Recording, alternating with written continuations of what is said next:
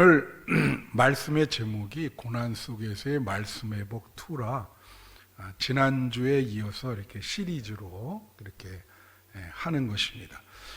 시편 119편 여러분 잘 알다시피 성경에서 제일 많은 절을 갖고 있는 장이죠. 그래서 몇 절이라 그랬죠? 176절인데 특징이 그 히브리어 알파벳 22개 단어마다 그 철자마다 이렇게 시작을 해서 22개의 문단이 22개인데 한 문단에 8절씩 있다 그랬어요. 그래서 22 곱하기 8하면 176절이다.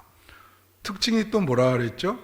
절마다 하나님의 말씀이라고 하는 단어가 들어가 있다는 거예요. 참 이거 굉장하죠. 그래서 이 119편이 우리 신앙의 중심이 하나님의 말씀이다. 그걸 우리에게 표현해주고 있고요. 그리고 지난주와 이번 주, 그러니까 셋째 문단과 넷째 문단인데 여기는 또 주제가 고난을 말씀으로 극복하자, 그런 주제예요. 그러니까 우리 성도가 예기치 않은 고난을 당할 때가 많지 않습니까, 여러분? 그죠? 인생이 뭐 항상 좋을 때가 아니잖아요. 막 예기치 않은 여러 가지 고난을 통해서 참 헤맬 때가 많은데 성도가 그렇게 고난을 당하면 어떡하죠? 뭐 여러 가지 방법이 있다 그랬어요. 뭐 열심히 기도해야 되고 또 하나님을 찬양해야 되고. 근데 오늘 말씀에는 그 말씀을 읽고 듣고 깨달음으로써 고난을 극복해야 된다 하는 그런 주제입니다. 그래서 여러분 중에 혹시 고난 중에 계신 분이 있다면 오늘 말씀을 잘 들으시고 말씀을 통해서 여러분의 고난을 극복할 수 있는 그러한 믿음이 생기시기를 축원합니다. 그 사람이 생각하기 나름이잖아요, 그죠?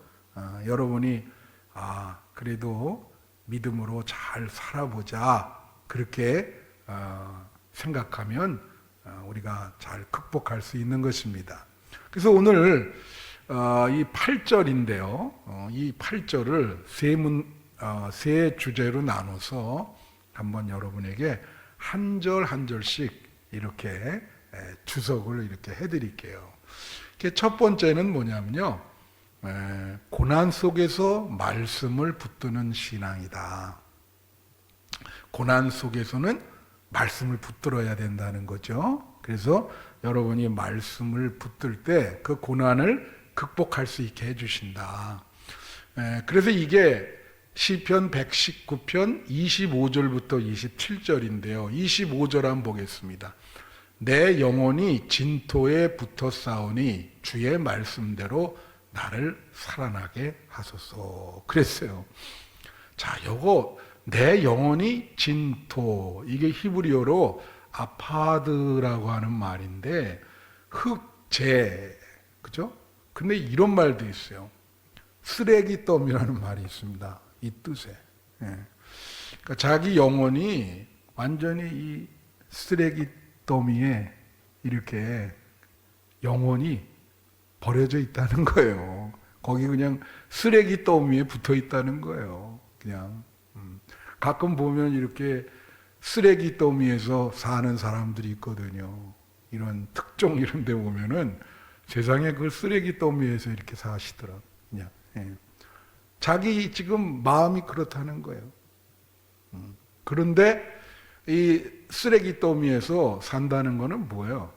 영혼과 육체가 쇠잔해서 거의 이제 죽음에 이르는 직전의 상태에 이르렀다.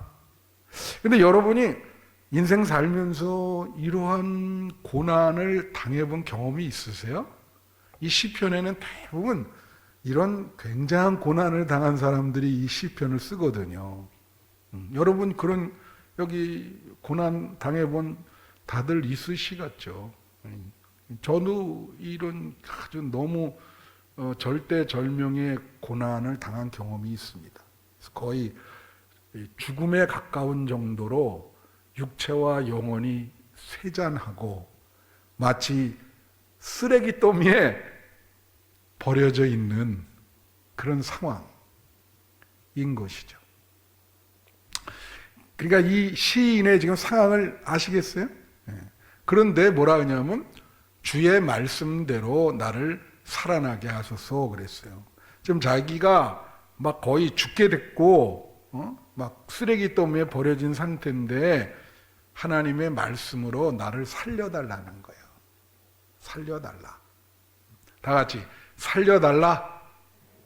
여러분 하나님한테 기도할 때 살려달라고 한번 해보신 적 있으세요? 저는 제가 그런 얘기 했죠. 잠자다가 중간에 꼭 깨거든요. 잠자다가 깨면 뭐가 보일까요? 천장이 보이죠. 그 시간이 좀 오래 가는 수가 있어. 빨리 잠들어야 되는데. 그럼 그 시간에 뭐라고 나는 천장을 보면서 기도하냐면 하나님 살려주세요. 그래 기도합니다. 계속 반복적으로 얘기를 하면서 하나님 살려주세요. 여기 그거죠. 나를 살아나게 해달라. 말씀으로 살아나게 해달라. 그런 뜻이에요. 그러니까 이 사람이 엄청난 지금 고난 중에 있는 거예요. 말로 형용할 수가 없는 거죠. 그죠?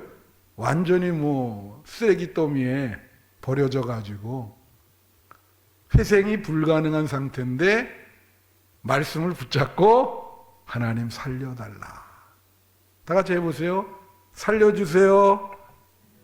예, 우리가 하나님께 할 말은 그겁니다. 여러분이 아예 심신이 힘들면 걸어다니면서도 살려달라 그러고 누워서도 살려달라 그러고 그냥 차 운전하면서도 살려달라 그러시고 계속 살려달라 그랬어요. 그러면 하나님께서 여러분을 살아나게 하실 줄로 믿습니다. 26절 볼까요? 그 말씀을 붙드는 신앙은 25절부터 27절까지인데 26절에 보면 내가 나의 행위를 아뢰매 주께서 내게 응답하셨사오니 그렇게 나와요.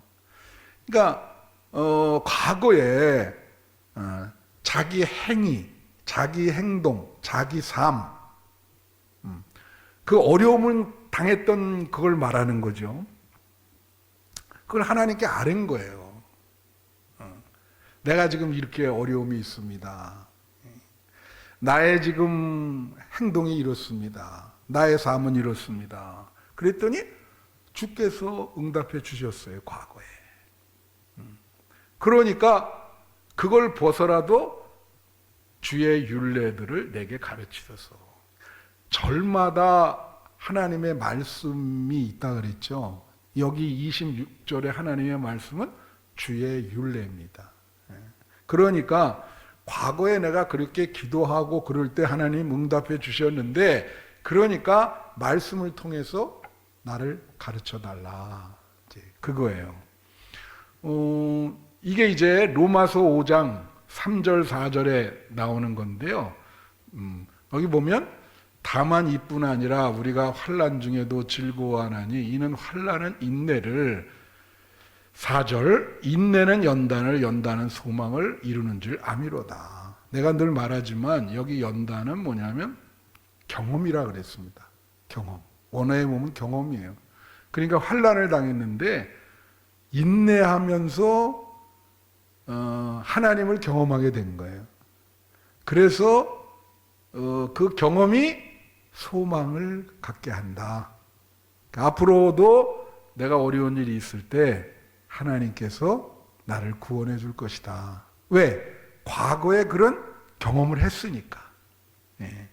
제가 흥미로운 컬럼을 요새 좀 읽는데 AI와 인간의 차이점. AI와 인간의 차이점이 굉장히 많더라고요. 굉장히 많아요. 예를 들면 AI는 이렇게 인간이 느끼는 이렇게 센스, 감각 있죠, 이거. 그런 감각은 없지 않겠습니까?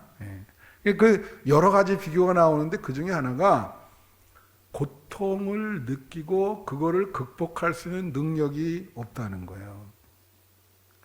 그것은 인간만이 가지고 있어. 그 빅터 프랭클이 가지고 유명한 말을 했죠. 고통과 반응 사이에는 틈이 있다. 그 틈은 우리가 선택할 자유를 갖고 있는 틈이다. 내가 어떻게 선택하냐에 따라서 그 고통을 극복할 수 있는 것이다. 그게 프랭클이 얘기한 거거든요.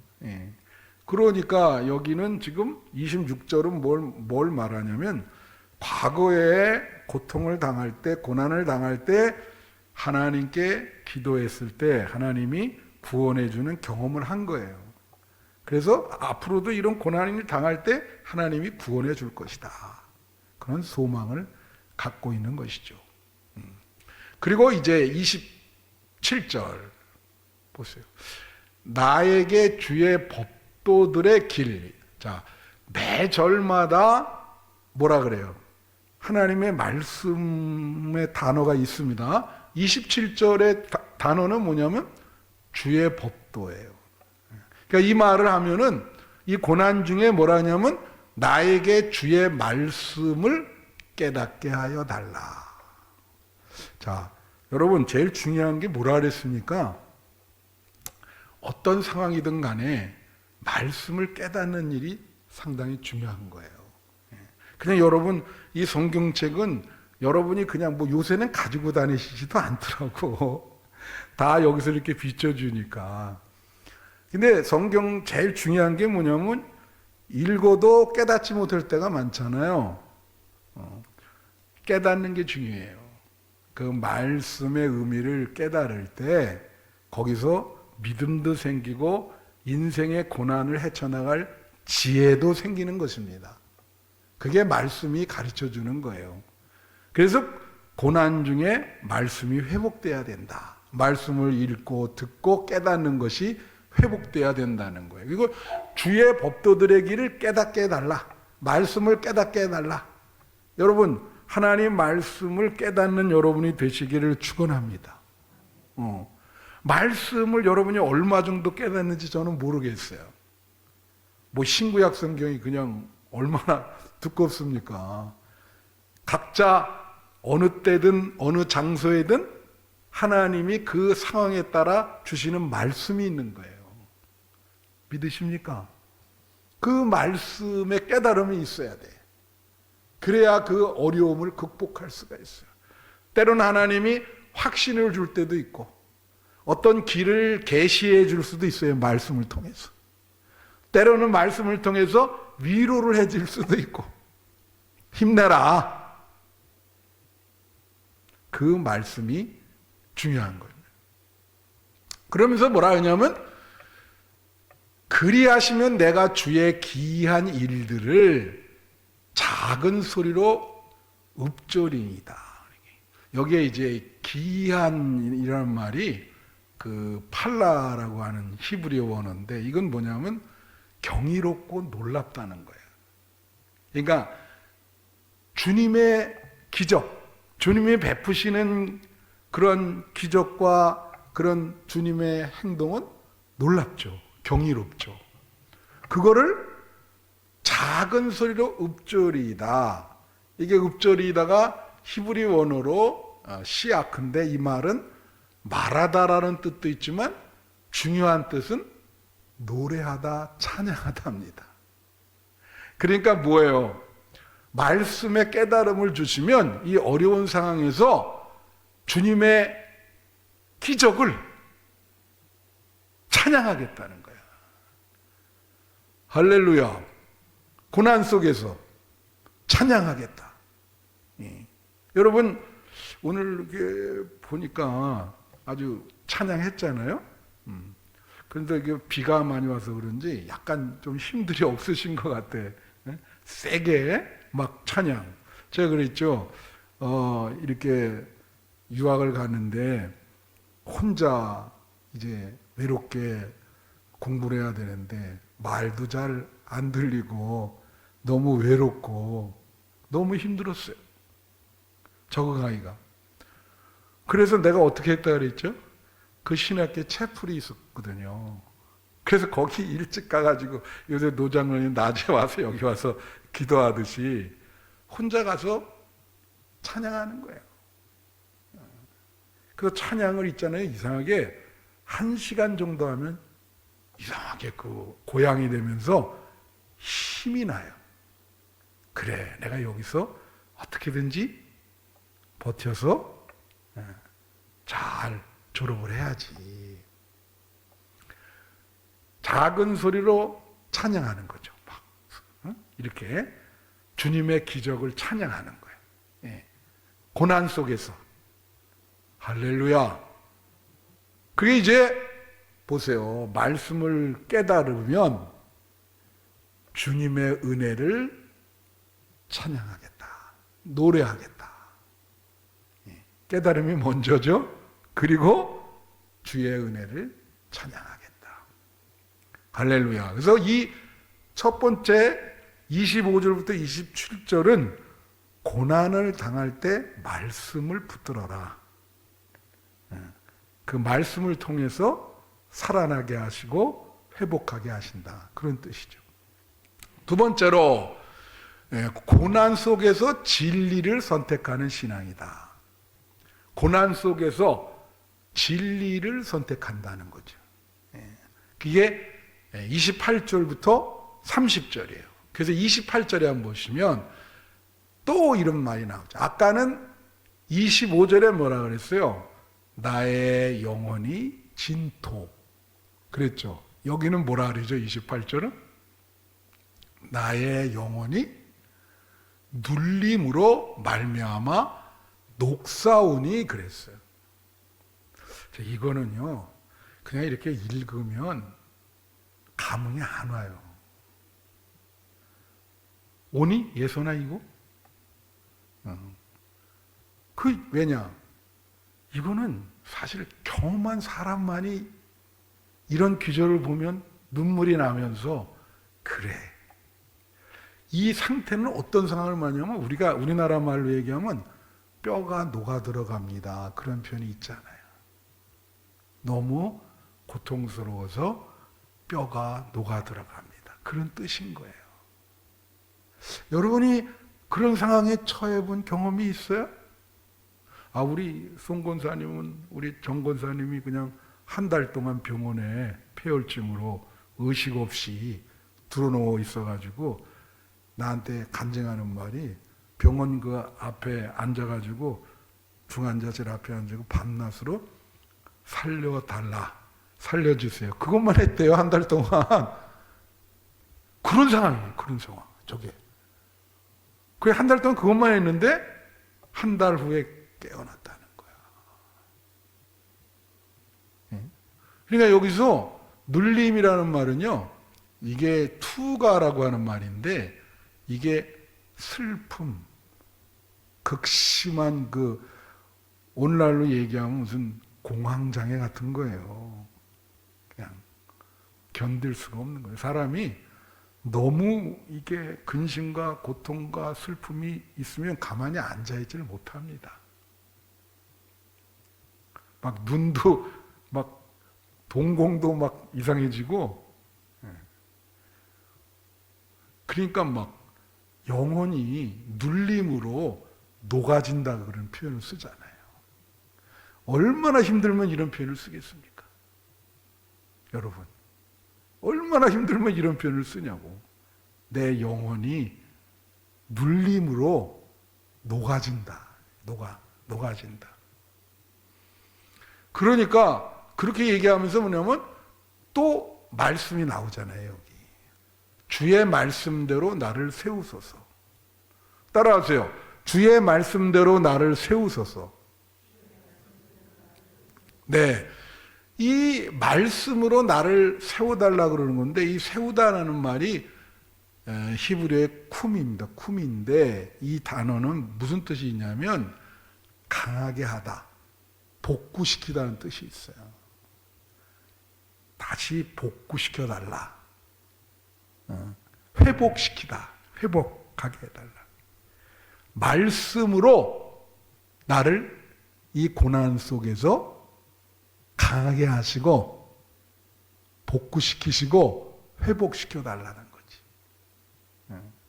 여러분 이게 와닿아요? 이 사람의 이 간절한 이 소망이 회복시켜달라, 강하게 해달라, 자기를 좀 세워달라, 그거예요. 그러니까 하나님의 말씀을 통해서 때로는 하나님의 말씀이 여러분을 위로해 주시고 격려해 주시고 성령님을 통해서 여러분에게 힘을 주시고, 그게 세우는 겁니다. 강하게 계속. 여러분 고난 속에서 하나님의 말씀을 통해서 여러분을 회복시키시고 복구시키시고 강하게 하시기를 축원합니다. 진짜 신자는 말씀을 통해서 복구되는 거예요. 큐티 같은 거 하시잖아요.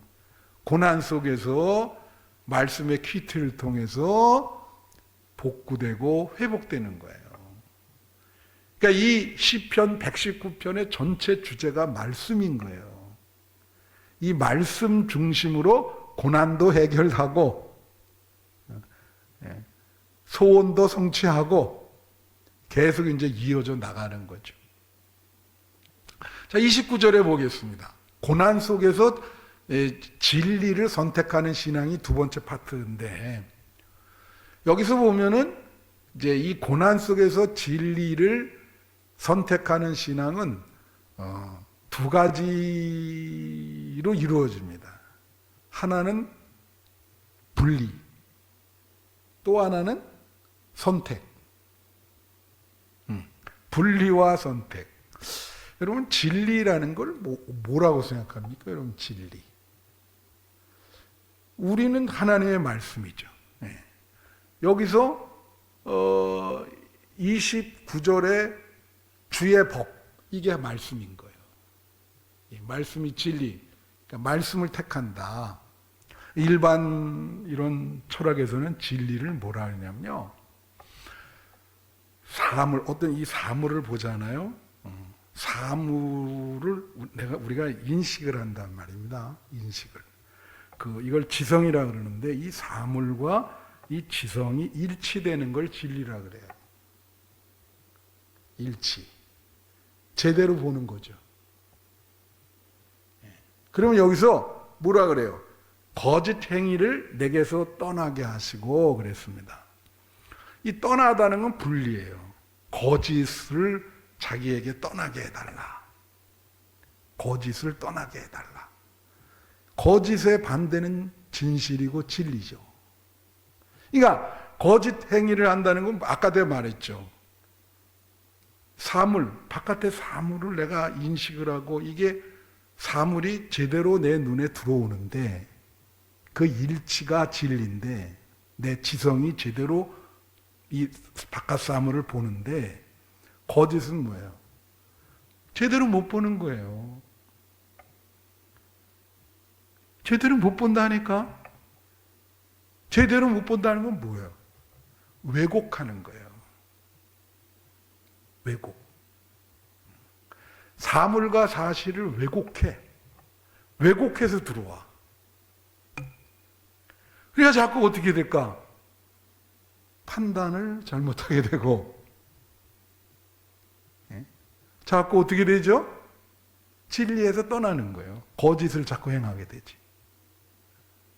그 다음 우리가 바깥에 있는 하나님의 말씀도 제대로 들어와야지, 우리한테. 말씀이 진리인데.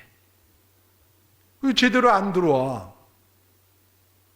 그럼 신앙생활에 어려움이 크죠. 잘못 믿는 게 되는 거예요. 그렇지 않습니까? 좀 어렵게 설명했나요? 거짓 행위, 이거 제대로 인식이 안 돼. 그런 걸 내게서 분리시켜 달라. 한마디로 진짜를 보게 해달라는 거예요. 진실하게 살게 해달라. 왜곡되지 않게 해달라. 그래서 거짓을 떠나게 해달라는 거예요. 여러분 거짓을 떠나서 진리 안에 거하시기를 바랍니다. 쉬운 게 아니지만 여러분 우리가 신앙생활을 한다는 게 쉬운 일이 아니에요. 또 어떤 것을 보고 인식하고 이것도 쉬운 일이 아니야. 그것이 참 어려운 일이에요. 그래서 여기 보면 여기에서의 하나님의 말씀은 뭐냐면 주의 법입니다. 그래서 주의 법을 내게 은혜로 베푸소서라는 무슨 뜻입니까? 말씀을 통해서 은혜 받게 해달라고. 할렐루야. 거짓을 내게서 떠나게 해주시고 말씀을 통해서 내가 은혜 받게 해주세요. 오늘도 하나님의 말씀을 여러분에게 합니다. 이 말씀을 통해서 은혜 받으시는 여러분 되시기를 축원합니다. 이 말씀 한 절 한 절 풀면 얼마나 은혜가 돼요. 다른 거 하나도 할 필요가 없어요. 예화도 들을 필요도 없고 이 귀절 하나씩을 그대로 해석해 드리면 되는 거예요. 이 말씀을 통해서 여러분의 깨달음이 있고 은혜를 받고 여러분이 처한 고난 속에서 해방이 되시고 어떤 일을 하실 때 판단을 하시면서 지혜롭게 믿음 생활을 하셔야 된다는 거죠. 그래서 여기 29절은 분리. 그 30절은 뭐냐? 30절 보세요. 내가 성실한 길을 택하고, 여기서는 분리가 아니라 뭐예요? 자기가 택하는 겁니다. 우리 앞에 여러 가지 길이 있어요. 여러분은 그게 자유가 있는 거예요. 근데 뭐라 그러냐면 성실한 길을 택하게 해달라. 그러면서 뭐라 하냐면 주의 규례들을 내 앞에 두었다. 규례가 매절마다 말씀이 있다 그랬죠? 주의 규례가 말씀인 거예요. 그러니까 이 말은 말씀을 내 앞에 두었다는 거죠. 내 앞에 말씀이 있다. 그러니까 내가 성실한 길, 정말 진실의 길, 좋은 길을 택하게 해달라는 거예요. 그 로버트 프로스트의 그런 시도 있잖아요. 숲속에 두 갈래 길이 있었다. 우리는 항상 선택해야 됩니다. 여러분이 성실한 길, 좋은 길을 선택하시기를 축원합니다. 말씀을 통해서 그런 거예요. 말씀이 여러분 앞에 있어요. 주의 규례들을 내 앞에 두었다는. 그 말씀을 통해서 좋은 길, 성실한 길을 택하셔야 돼. 하루 24시간이 우리가 선택이죠. 누구를 만날까? 뭐를 먹을까? 무엇을 살까? 어떻게 해야 될까? 하나님이 원하시는 좋은 길을 택하시는 여러분 되시기를 축원합니다. 마지막 세 번째는 고난 속에서 하나님을 온전히 의뢰하는 신앙이라는 거예요. 고난 속에서 하나님을 붙들으라 이거죠. 여러분 다른 길 없어요. 고난 속에서는 하나님을 붙들어야 됩니다. 이게 31절부터 32절이에요. 31절 볼까요? 내가 주의 증거들을 매달려 싸우니 여호와여 내가 수치를 당하지 말게 하소서. 자, 여기서 말씀에 대한 게 뭐죠? 주의 증거. 말씀을 여러 가지 다른 상징으로 이렇게 표현해 주고 있는 겁니다. 매 절마다. 31절은 말씀이 주의 증거예요. 그러니까 주의 증거들에 매달렸다는 말은 무슨 뜻입니까? 하나님 말씀에 매달렸다는 거예요. 매달렸다는 표현은 어떤 때 써요? 정말 붙잡을 때 쓰잖아요. 나 정말 매달린다. 너한테 매달린다. 나 좀 데리고 가라. 주의 말씀에 자기는 매달렸다는 거예요. 아예 이 하나님의 말씀을 이렇게 이게 메었다는 거지, 자기에게. 말씀을 이렇게 아예 그냥 묶었어, 말씀을. 그런 뜻이에요. 그러니까 어려운 일이 있고 힘들 때 하나님 말씀을 이렇게 붙잡겠다는 거지. 내가 이 정도로 하나님 말씀을 붙잡는데 뭐라 그러죠, 여기? 여호와여, 내가 수치를 당하지 말게 하소서. 이 지난주도 나왔죠. 이 수치는 쉐임, 부끄러움입니다. 샤이랑 또 달라요. 이게 아주 수치심이죠. 그래서 제가 이 설교는 많이 했어요. 이 수치심 제일 많이 느끼는 민족이 누구라 그랬지? 일본, 그지? 이번에 답을 했어요. 일본이 이렇게 일본 이렇게. 일본 민족이 제일 이 수치심을 많이 느껴요. 민족성이에요. 그래서 수치심을 느끼면 그냥 자살합니다. 그게 좋은 건지 모르겠는데, 근데 제가 그랬죠. 이 수치심보다도 죄의식을 가져야. 사도 바울이 그랬잖아요. 죄가 많은 곳에 은혜가 넘쳤다. 그게 죄책감을 말하는 거거든요. 죄를 많이 지라는 얘기가 아니에요. 그 폴 리케르 얘기 여러분에게 했는데, 리케르가 강조하는 게 그거거든. 죄책감. 그러니까 이 말은 무슨 뜻이? 그가 세 가지 죄의 개념을 얘기한다 그랬죠. 죄, 죄책감. 근데 여기에 이 수치심과 죄책감은 달라요. 내가 뭐라 했습니까? 수치심은 그 중심이 타인의 시선에 있는 거예요. 죄책감은 어때요? 자기에게 있는 겁니다. 남들이 다 옳다 그래도 나는 아닌 거예요. 내 스스로 나에 대해서 죄책감을 느끼는 거지. 그래야 은혜를 받는 거예요. 구원을 받는 거예요. 믿으십니까? 그게 수치심. 그러니까 수치심은 시선이 타인에게 있는 거예요. 근데 말씀에 매달렸기 때문에 사람들 앞에 창피를 당하지 않게 해달라는 거지. 말씀을 매달렸으니까 내가 말씀대로 살려고 노력하니까 사람들 앞에서 창피를 당하지 않게 해달라. 주님을 여기서 주의 증거들에 매달렸다는 것은 하나님을 온전히 붙들고 의뢰하는 신앙을 말하는 거예요. 매달렸다고 하는 그런 표현을 쓰잖아요. 나는 주님만 붙들겠습니다. 주님만 의뢰하겠습니다. 그죠? 마지막 32절 보세요. 주께서 내 마음을 넓히시면 내가 주의 계명들의 길로 달려간다 그랬어요. 이 표현이 참 정말 이게 대단한 표현입니다. 여기 내 마음을 넓히다, 이게 넓히다가 라합인데 이거는 닫혔던 것을 여는 거예요. 우리가 그러잖아요. 마음이 닫혀 있다. 마음이 닫혀 있다. 우리가 전도하다 보면은, 그죠? 알 수 있어. 나도 한번 어떤 공원 가서 전도하는데 그 사람은 아주 대대로 불교를 믿은 사람이야. 처음부터 아예 왜 이런 걸 남에게 강요하냐 그래, 나한테. 받으려 그러질 않아요. 그런 걸 뭐라 그래요? 마음이 닫혀 있다. 그래서 요한계시록에 보면 예수님이 마음의 문을 두드린다 그러잖아요.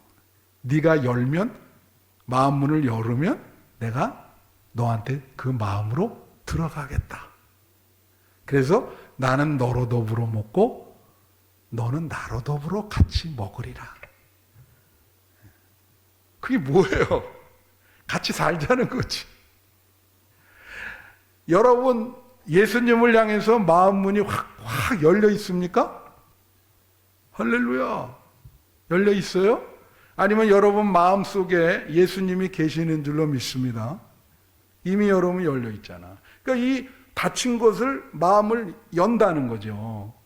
이거는 확장하다는 뜻도 있어요. 또 마음이 새롭게 되다. 완전히 새롭게 되는 거예요. 넓힌다는 거는. 그러면 주님께서 내 닫힌 마음을 열어주시고 마음을 새롭게 하고 내 마음을 넓게 확장시킨다면 주의 말씀의 길로 걸어가는 게 아니라 어떻게 간다고요? 뛰어간다는 거예요. 뛰어간다. 뛰어간다. 아까 31절은 동사가 뭐였어요? 다 같이 매달리다. 32절의 동사는 아까 31절에 말씀에 매달렸고 32절은 말씀의 길로 뛰어간다. 걸어가는 게 아니라 너무 좋아서 뛰어가는 거예요. 난 말씀 그 길로 가겠습니다 하고 막 뛰어가. 이 의미를 이분의 이 고백을 여러분 느끼시기를 좀 바랍니다. 지금 이 사람은 엄청난 고난 속에서 이런 고백을 하는 거예요. 내 닫힌 마음을 좀 열어주시면 내가 하나님 말씀을 향하여 달려가겠습니다. 그리고 하나님 말씀에 매달리겠습니다. 나를 구원해 주세요. 얼마나 처절합니까? 여러분이 말씀에 대해서 이런 갈급함을 가져본 적이 있으세요? 자, 오늘 말씀의 제목이 고난 속에서의 말씀 회복입니다. 여러분 혹시 어려운 가운데 힘든 가운데 고난 속에 계신 분이 계시면 하나님의 말씀을 읽고 듣고 깨닫고 행하고 지킴으로 여러분의 고난을 극복하시는 여러분들이 되시기를 축원합니다. 기도하겠습니다.